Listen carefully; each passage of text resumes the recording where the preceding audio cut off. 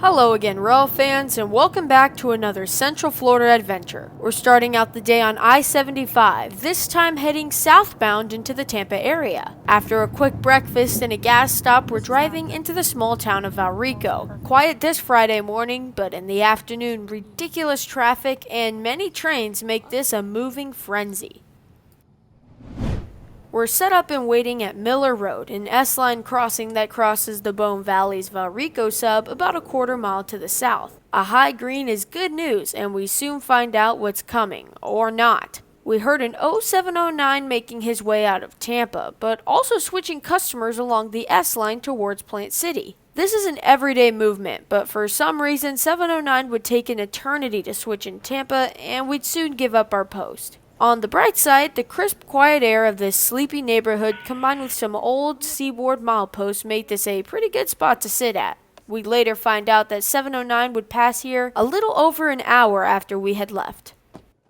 Alright, so we're going to turn now here onto the Polk Parkway. We abandoned our spot in Valrico because we didn't hear anything about 709. But we're heading this way to Winston. There might be an 0730 sitting at the south end, but if anything, we got 0710 around Kathleen, and 452 is doing a crew change, so hopefully we can catch some stuff there. Looking and seeing nothing at the south end of Winston, we make our way through the yard. Q603, who had arrived about 3 hours prior, was sitting in here, and a few Jeeps were breaking up his train. Q452's power was idling as a crew change was taking place, and 0738 was building his consist out for Auburndale. Two 1990s era Dash 8s and 3 Jeeps were on the servicing tracks. 0708's consist was idling with a shoving platform, and an SD40-3 was switching cars around the engine facilities. We were definitely pleasantly surprised to see the busy commotion this morning in Winston. I think this is Unfortunately, all the traffic stayed inside of the yard, and just as some days go, reds were all around. This is the north end of Winston Yard. All traffic from Miami to Waycross comes in or out of here. A high rail was dispatched out to Lakeland and then Plant City, but other than that, nothing was happening here, so we moved to South Lakeland.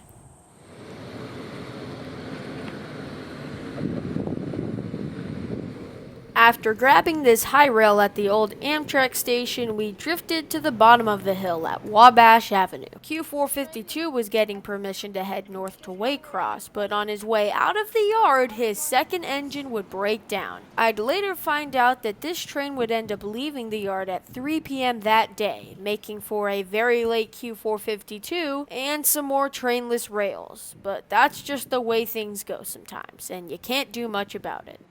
Alright, well, we finally hit some kind of luck. 0738. Let's get him. Going to Auburndale.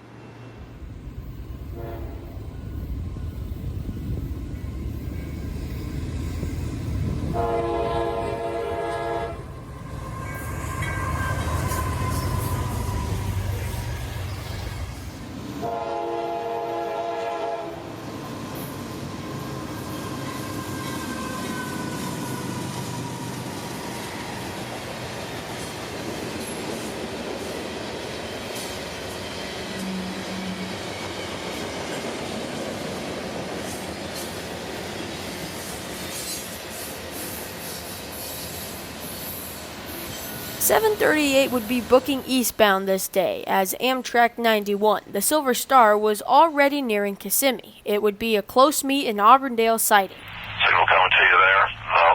Let JFWD stop there and pick up off freight lead, over. Okay, we'll go on the freight lead then, over. About 20 minutes would pass, and with 91 calling signals very close, here came 0710 on a track I didn't know was still used.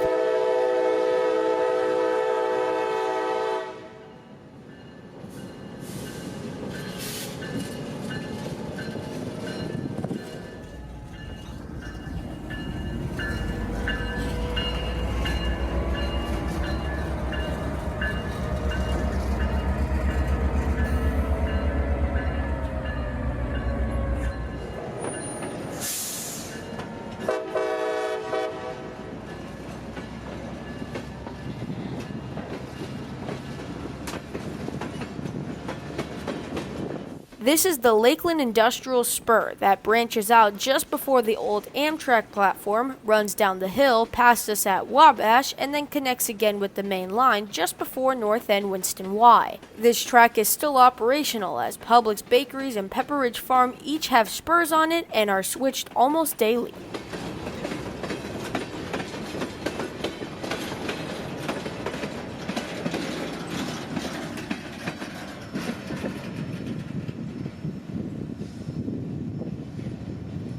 O710 would stay on this track long enough for Amtrak 91 to pass him, and let me tell ya, it was about 2 minutes after 710 had passed when 91 came, and he was using every bit of track speed this day. 6, PO 9122, Amtrak 40, first calling, copy in circle line 1A, main track south direction, from the NASTN on the main, the A81.7 on the main, over.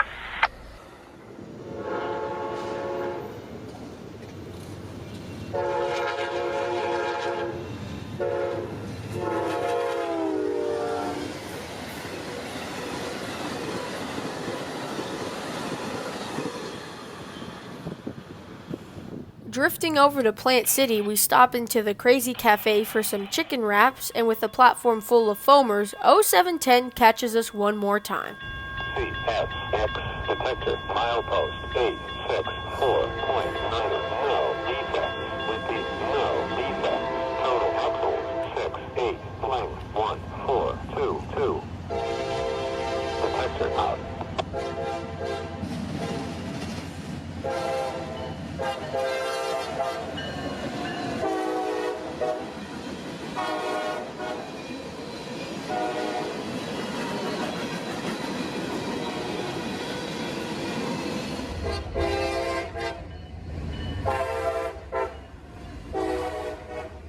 This has become my favorite Central Florida local because when they call it a day and head back south to Tampa, they are booking. Speed limit over the A line on the Diamond is 45 miles per hour, but this day I think he was in a bit of a hurry. 91 was getting ready to depart Tampa, so the dispatcher told 710 that he had 20 minutes to get back to Uceda, and he took that statement very seriously. Drifting back over to Tampa, we end our day at 78th Street. We ran some errands around Brandon and finished by documenting this SD40-2 yard switcher shuffling cars for tonight's Q442. Sure, we didn't catch much this day, but hey, it's better than nothing. And stay tuned, as I've got some pretty cool stuff coming very, very soon. But until we meet again on the High Iron, this is Christian from Multicolor Films. End of transmission.